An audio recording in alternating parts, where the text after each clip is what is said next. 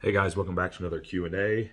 It is May 7th, 2022. I know we have some good variety of questions today. So I've been mixing up the YouTube stuff. I want you to do these every couple weeks or so. So mix in some other stuff in there so we get more questions that way, I think, or at least different ones. So someone asks Nicorette gum to help aid in body fat loss during prep. So I'm just asking if that's viable or if it works. Well, the nicotine itself could potentially mobilize some fatty acids. So in that way, if you're in doing like some non-glucose intensive activity like fasted cardio or something like that, potentially it could be helpful. Appetite suppression is probably the most pronounced benefit that you're going to get, and the cognitive effects more so than like actually measurable fat loss as a fat loss agent, but certainly appetite suppression.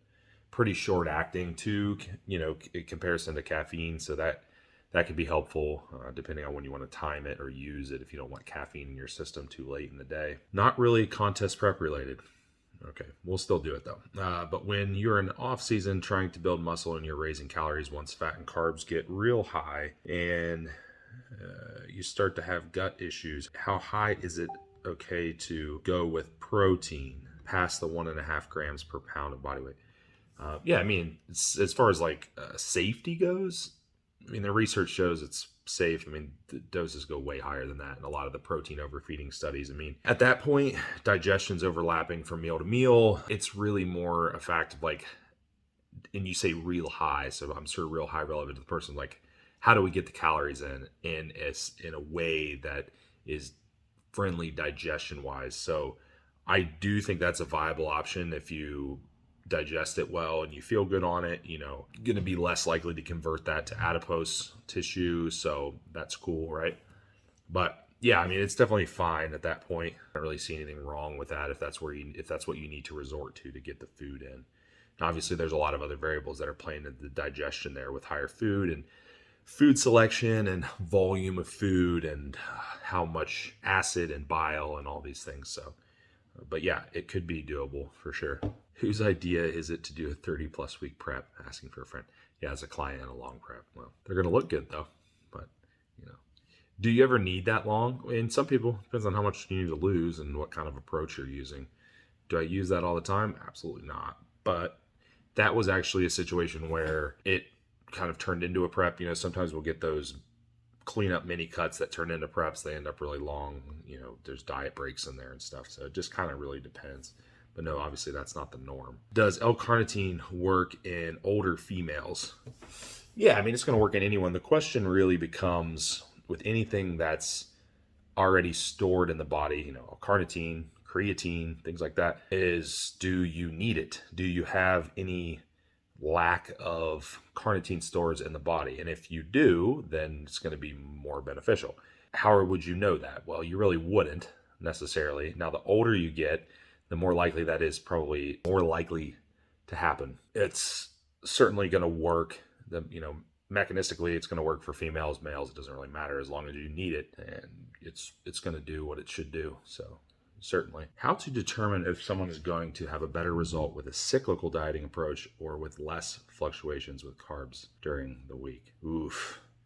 That's a really broad question with a lot of context required. Yeah. There's really no way to say. Some things you might consider would be, how is your performance when you cycle carbs more harshly versus keep more of a static deficit versus, like high-low days, stuff like that. How do you feel? How do you perform? If your performance is better in one or the other, then, you probably will get better result or at least retain tissue better, right? How do you feel energy-wise, like function, sleep, all these things? Are you noticing that if you cycle too hard, calorically, that you can't keep consistency throughout the week in terms of sleep routine and how you feel and things? That could be relevant, right? As systemic stress on the body. Some people will do better with just getting the deficit and then refeeding or diet breaking when they need to versus using a more extreme cyclical approach. Some people do great with that cyclical approach. They need that harsher deficit to kind of beat that metabolic adaptation and get past it. But it's going to really depend. So those would be some things to consider, but there's no way I can say this person's going to be better with this and this person be better with this. It's just not that simple.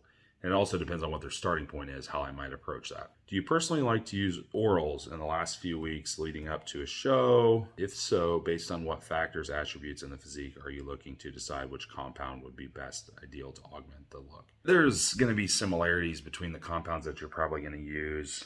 You might get more cosmetic effect from one versus the other. Something that tends to retain a little more intramuscular fluid and glycogen, like a Superdrol or Anadrol, might give you a more pronounced effect in that fullness regard, versus something like Winstrol or Halotestin or something that's probably not going to do that quite as much. So I guess weight cap, do you need to make weight? That would be a question to ask. I don't necessarily think that those more fullness type compounds, for lack of better words, make you watery. They just may make you retain more weight. I mean, what's the look that you need to achieve? What is your look already, right?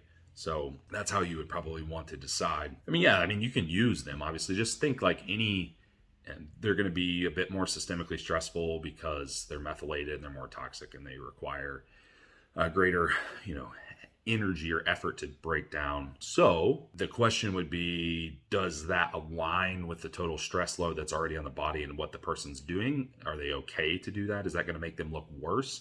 In most cases, it's probably not, but potentially, is it going to disrupt their digestion because of being too harsh on the liver, disrupting bile activity, etc.? So consider those things. Also consider that they work very quickly. So if cosmetic effect is what we're looking for, which it pretty much is, then it doesn't take much. A couple weeks, 3 weeks. It doesn't take, you don't necessarily need to run it 8 weeks or anything like that. It's just probably not necessary when you have the regular traditional compounds in there. So first time prepper experienced heavy acne around back and chest, how to mitigate or reduce acne.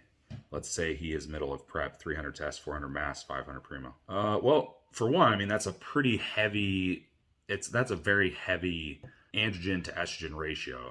The 400 mass and 500 primo might be kind of redundant since they're so similar, and that's a 900 milligram to 300 milligram androgen, or non-aromatizing compound to aromatizing compound. It may actually be somewhat of a DHT issue at that point. You may need to actually just shift that ratio back a bit. That's a possibility. It's probably a good possibility. I don't know anything about this person's tendencies, but it's a pretty slanted ratio. So that could be part of it.